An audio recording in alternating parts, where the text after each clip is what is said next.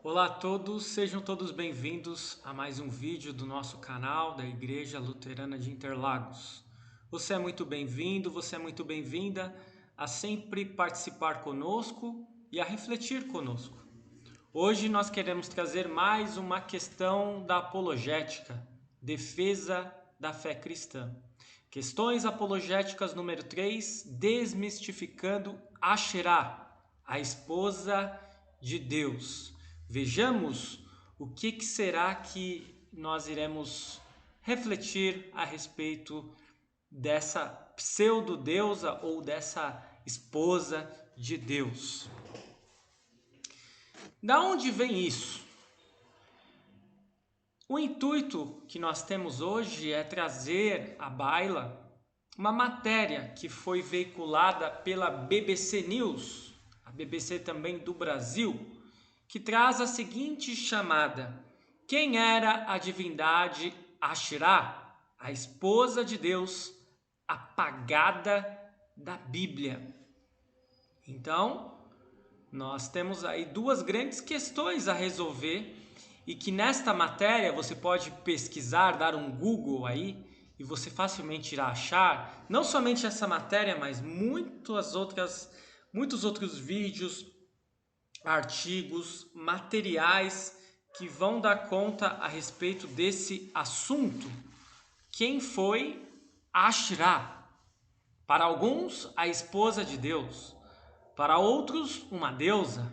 E para outros, apenas mais um deus, uma deusa pagã. Vejamos, será que Asherá era de fato uma divindade? Quem era essa divindade? Será que Asherá era a esposa de Deus que foi apagada da Bíblia? Muito bem. Tudo isso vem de teses de uma pesquisadora que é uma teóloga britânica chamada Francesca Stavrakopoulou. E a Francesca então vai ter algumas teses que ela procurou desenvolver com base também em outros artigos, outros materiais que também vão convergir no sentido que ela vai nos apresentar. Vejamos o que a matéria nos traz e que depois você pode aí acompanhar na íntegra também, se você se interessar mais pelo assunto. Mas vejamos basicamente quais são as principais teses desta teóloga inglesa. Primeiro, na Bíblia hebraica, o nome Asherá aparece 40 vezes. Na maior parte das traduções, o termo foi suprimido e substituído. Opa! Será que isso de fato aconteceu? E se aconteceu, por qual razão aconteceu? Precisamos investigar. 2. Se torna ainda mais redutora em outras versões, como na tradução Almeida, revista e atualizada, em que Asherá é substituída pela palavra poste ídolo. Então, vai ter outras versões bíblicas que o nome dessa deusa será suprimido ainda mais e vai ser substituído pela palavra poste ídolo. Terceiro, a substituição de menções originalmente atribuídas à mulher de Deus por simplificações que configuravam idolatria. Ou seja, o que há na Bíblia a respeito desta deusa tem a ver sempre com idolatria. 4. A arqueologia hoje mostra que Asherá não foi sempre um objeto. Ela foi uma poderosa divindade, a mulher do deus-chefe El.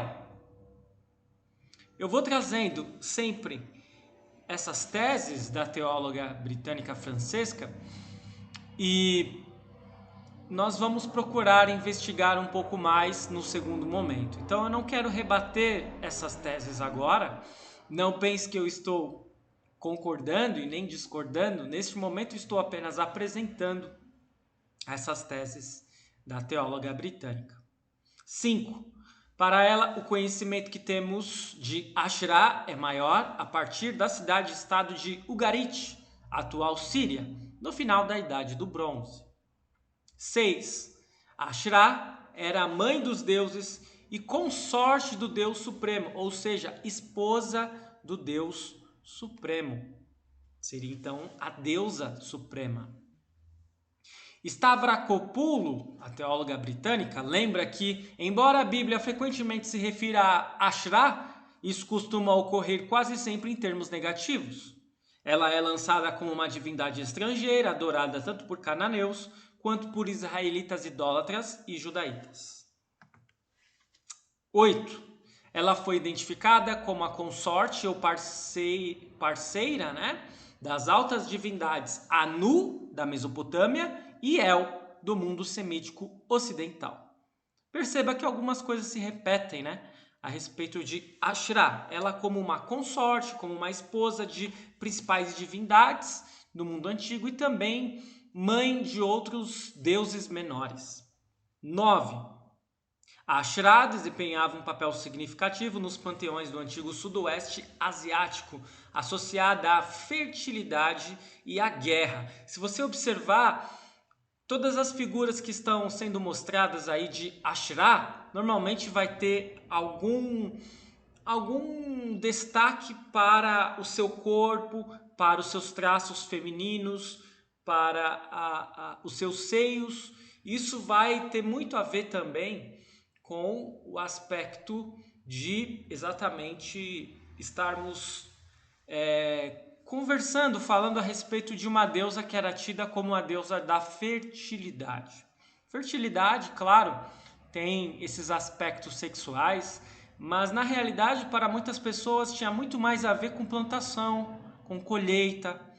Então uma deusa que era fértil iria trazer colheitas férteis para as pessoas, iria trazer uma família forte, vigorosa e fértil para as pessoas. 10. É provável que Ashrá também fizesse parte do primeiro panteão israelita. Será? Vejamos. Aliás, aqui se repetiu o número 10, Então vamos para aí 10.2, digamos assim. Pequeno equívoco aqui. As tentativas de distorcer e difamar a deusa provavelmente começaram na segunda metade do primeiro milênio, depois que o Templo de Jerusalém foi temporariamente destruído pelos babilônios em 587 a.C. Então, o que a teóloga Francesca, com aquele nome difícil, está falando para nós? Ela está dizendo que antes estava tudo bem, todo mundo adorava Ashrá, estava tudo beleza. E aí, quando houve a destruição do Templo de Jerusalém pelos babilônios, então começou uma caça às bruxas contra essa deusa. Então, 11. Javé tornou-se um deus intolerante com todas as outras divindades, incluindo a deusa Ashrá. Comenta ela. Será que foi assim? 12. A teóloga Ana Luísa Alves Cordeiro explica como o apagamento de Ashrá se deu durante o processo de transformação das religiões politeístas em uma crença monoteísta. 13. Este processo passou a ser enfatizado nas escrituras a partir do século 8 a.C., com o profeta Oséias, equiparando a adoração de outras divindades ao pecado da idolatria. Então veja que até mesmo na matéria está tendo algumas divergências, porque antes falou que teve essa caça às bruxas, a deusa Ashrá, a partir do século 6 a.C. E aqui, posteriormente, eu estou extraindo tudo aquilo que a matéria traz de maior destaque, tudo isso está na matéria, você pode olhar no site. Eles estão falando que a partir do século 8, com o profeta Oséias, houve essa equiparação da adoração de outras divindades ao pecado da idolatria. Será que é isso mesmo? 14. Nesse contexto patriarcal, a figura de Javé se torna símbolo da representação do sagrado masculino, que de fato justificaria a dominação masculina em vários aspectos sociais, econômicos, religiosos e políticos. Contextualiza Maerck. 15. Talvez estejam aí as raízes da sociedade patriarcal que se formaria no Ocidente, afinal. 16. Stavrakopoulos, a teóloga britânica, contudo, entende que vestígios desse feminino divino resistiram tanto no judaísmo como no cristianismo. E no judaísmo antigo, a sabedoria divina estava intimamente associada a uma árvore da vida, e a sabedoria de Deus era personificada como figura semelhante a uma deusa criada pelo próprio Javé. Quantas coisas, né? Afirma-se nessa matéria. Quantas coisas nós podemos compreender que nós estamos diante de muitas questões, muitos questionamentos ao texto bíblico. Será que de fato essa matéria tem alguma razão?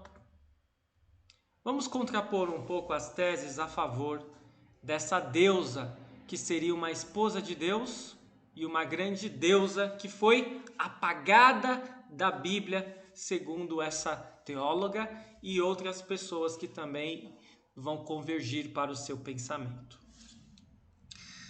Vamos lá.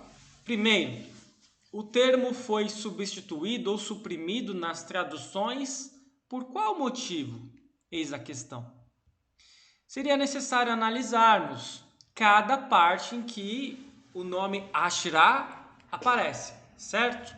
Para de fato observarmos se ele de fato é suprimido ou substituído. Agora, ainda que isso tenha acontecido, digamos que a teóloga está certa neste ponto. A Bíblia suprimiu por ser uma deusa ou por ser pagã, né? Quer dizer, a Bíblia ela é machista, ela quer tirar tudo aquilo que é bom e feminino, então ela tirou Asherah da Bíblia. Não. Muito provavelmente, se houve essa supressão, se o nome foi suprimido da Bíblia, foi com o intuito de não propagar uma deusa pagã. A Bíblia foi escrita com um intuito missionário, é verdade. Claro que ela não vai mentir, a Bíblia não vai esconder fatos. A Bíblia vai colocar os pecados de todos os heróis bíblicos. Moisés é um assassino, Davi é um adúltero, né? Jonas não quis fazer missão e por aí vai. Né? Nós temos pouquíssimos personagens que não há o que dizer de mal a respeito. Grande parte dos heróis bíblicos, eles vão ter também pecados e pecados terríveis. Então, a Bíblia não vai trazer mentiras para nós. Por outro lado, ela vai poder, muitas vezes, nos trazer uma certa proteção. E seguramente que ela foi escrita em uma época em que essa deusa era uma deusa adorada, correto? Então, se ela foi escrita numa época assim, de adoração a esta deusa, é possível que evitasse-se o nome dessa deusa. Claro, alguém poderia dizer, mas no hebraico estava escrito o nome dela. Depois as traduções tiraram o nome dela. Ok, mas isso também tinha um intuito de demonstrar que essa deusa era uma deusa pagã, correto? 2. Por que a Bíblia traria menção à mulher de Deus apenas por algumas culturas entenderem que seus deuses possuem um Deus como uma mulher? Então, assim, uma afirmação da teóloga Francesca, ela está correta. Havia divindades no período bíblico que tinham um Deus masculino e tinha uma deusa feminina. Agora, não quer dizer que todas as religiões fossem assim. Não quer dizer que os israelitas crescem em uma deusa.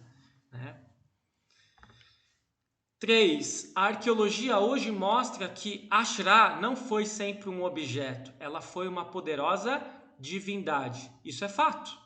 Ela não foi apenas um objeto. Ela não foi apenas um talismã. Ela não foi apenas uma estátua. Ela de fato foi uma deusa que foi adorada. Mas ela foi divindade para quem? Para os povos cananeus, que na Bíblia nós vamos observar que geralmente eles estão em pecado de idolatria e Deus se opõe veementemente a eles. A arqueologia hoje mostra que Asherah não foi sempre um objeto, ela foi uma poderosa divindade. Mas foi divindade para quem? Foi isso que nós já vimos no slide anterior, né? Ela foi divindade para os cananeus. E aí nós estamos vendo o mapa, aí que está um pouco acima, tem lá a cidade de Ugarit, que está no litoral, e a atual Síria. E toda essa região foi uma região dos cananeus, era uma região de idolatria.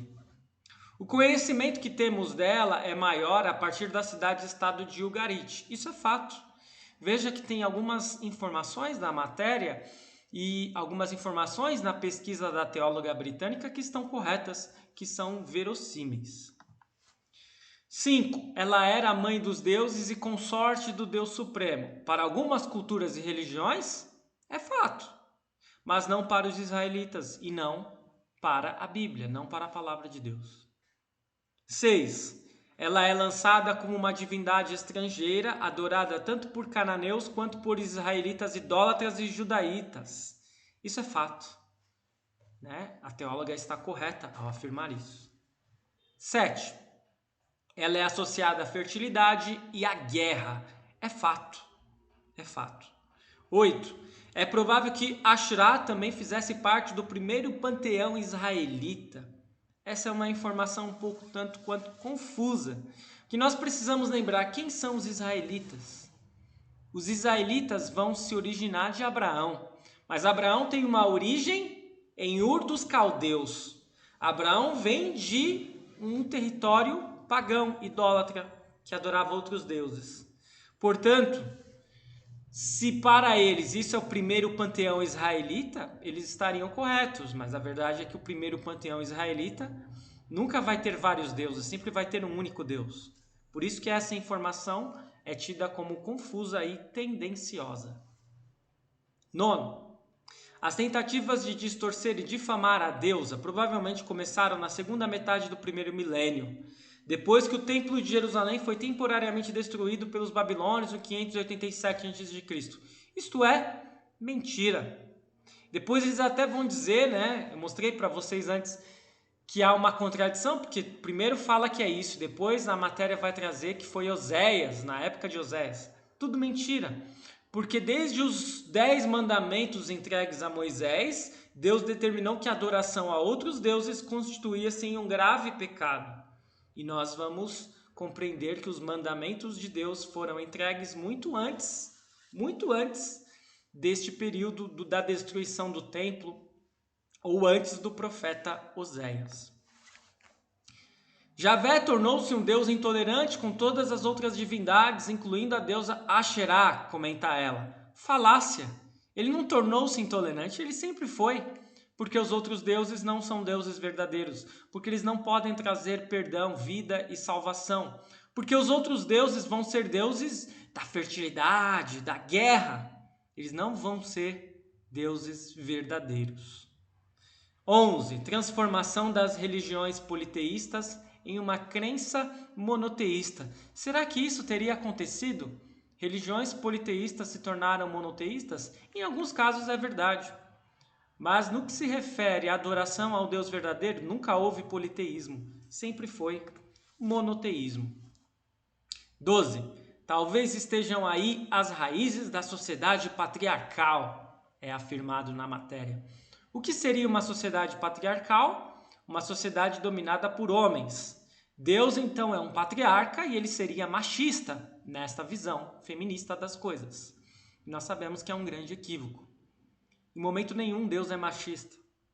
O que Deus faz é criar homem e mulher com características diferentes, com muitas situações que se completam na verdade e por isso são diferentes. Mas o homem não é superior à mulher, a mulher não é superior ao homem. Ambos estão no mesmo patamar, ambos são criaturas de Deus, coroas de sua criação, e mesmo depois da queda são alvos do seu amor, do perdão e da salvação. 13. No judaísmo antigo, a sabedoria divina estava intimamente associada a uma árvore da vida. A árvore da vida, para essa pesquisadora, seria uma figura feminina. Será? Agora então, uma árvore se tornou uma figura feminina. A árvore. É um tanto quanto curioso, né? Uma árvore não é uma fêmea, e nem um macho. Uma árvore é uma árvore. A árvore da vida, ok? Então, a gente percebe que essa matéria, que essa pesquisa dessa teóloga, ela está impregnada de elementos do nosso mundo atual. Nosso mundo atual, ele quer esculhambar com a Bíblia e com muitas afirmações a respeito de Deus. E muitas vezes a visão do mundo atual é de que a Bíblia é um livro machista, que suprimiu as mulheres, tirou a importância das mulheres. E então a ideia de que existisse uma deusa no mesmo patamar de Deus é muito atraente aos ouvidos, aos olhos de quem enxerga o mundo desse modo. E é muito atraente afirmar que tudo isso foi ocultado e que foi retirado da Bíblia. Mas a verdade é que nada disso aconteceu. E a verdade é que Deus não necessariamente é homem, é um macho. Deus é Deus. Deus não tem sexo, né? Essa situação de sexo é muito mais nossa do que de Deus. É claro que nós chamamos Deus de Pai, porque assim a Bíblia nos ensinou, porque assim Jesus nos ensinou quando ele ensina a orar pela oração do Pai Nosso. Ele diz que nós podemos chamar Deus de Pai. Mas não é por conta disso que os homens são superiores às mulheres. Não é por conta disso que as mães não têm a sua importância. Concluindo, o que nós podemos falar então desta matéria? Seria Ashrá, uma deusa, a mulher de Deus, um ser que foi suprimido da Bíblia e que nós devemos retornar à adoração a ela? A verdade é que precisamos tomar muito cuidado. Precisamos tomar muito cuidado com manchetes tendenciosas. Vocês percebem que muitas vezes veículos, alguns canais midiáticos como BBC, como Super Interessante, como The History Channel, eles vão tentar trazer questionamentos para a Bíblia e muitas pessoas vão acabar sendo enganadas, porque elas vão acreditar nesses questionamentos. Mas na própria matéria e na própria pesquisa, pelo pouco que nós podemos conhecer, claro, nós precisaremos estudar um pouco mais e ler um pouco mais, mas pelo pouco que nós observamos, não existem afirmações categóricas, não existem provas do que se é afirmado. O que se existe são hipóteses que são lançadas como verdades. Então precisamos tomar muito cuidado com os achismos científicos. Existem achismos que estão fora da ciência e existem achismos científicos também. Na real, toda pesquisa, o trabalho de mestrado, doutorado, teses, são achismos, só que se procura, embasar, argumentar com embasamento. Mas muitas vezes a gente percebe que ou não há embasamento ou não há embasamento suficiente. Os argumentos são fracos. Portanto, não tem por que a gente deixar de acreditar no que a gente sempre acreditou, porque algumas pessoas têm algumas hipóteses diferentes acerca daquilo que nós acreditamos. Temos que tomar muito cuidado com as probabilidades que embasam teses teológicas. Porque você percebe na matéria que as pessoas falam é possível, é provável. Tá, mas o que é possível, é provável, não é verificável. Alguém poderia me dizer, mas muitas coisas na Bíblia não são verificáveis e vocês creem. É verdade, nós cremos, não tem como nós provarmos. Nós podemos, por argumentos muito fortes, dizer que há um Criador para o nosso mundo. Agora, nós não podemos cravar, cientificamente comprovar que esse Criador é Deus. Por que nós aceitamos que é Deus? Porque nós cremos assim. Mas, da mesma forma, há muitos artigos científicos que não é possível comprovar. E aí, mesmo com hipóteses, eles afirmam aquilo que não é possível verificar. Precisamos tomar muito cuidado com informações soltas que querem nos pegar. Deus tem esposa? Não teria problema se ele tivesse. Mas a verdade é que a Bíblia não traz essa informação. Então, nós podemos ficar com a Bíblia, que diz que Deus é Deus. Ele tem um filho, que é Jesus, e é Deus. E ele também tem um Espírito, que nós conhecemos como Espírito Santo e que também é Deus. E cada pessoa faz parte da Trindade, que é um único Deus. Por isso nós somos monoteístas, nós não cremos em vários deuses, cremos em apenas um único Deus. Eu espero que você tenha aproveitado este vídeo. Escreva aí embaixo as suas dúvidas, os seus comentários. Curta, compartilhe, se inscreva em nosso canal e até o nosso próximo vídeo. Muito obrigado.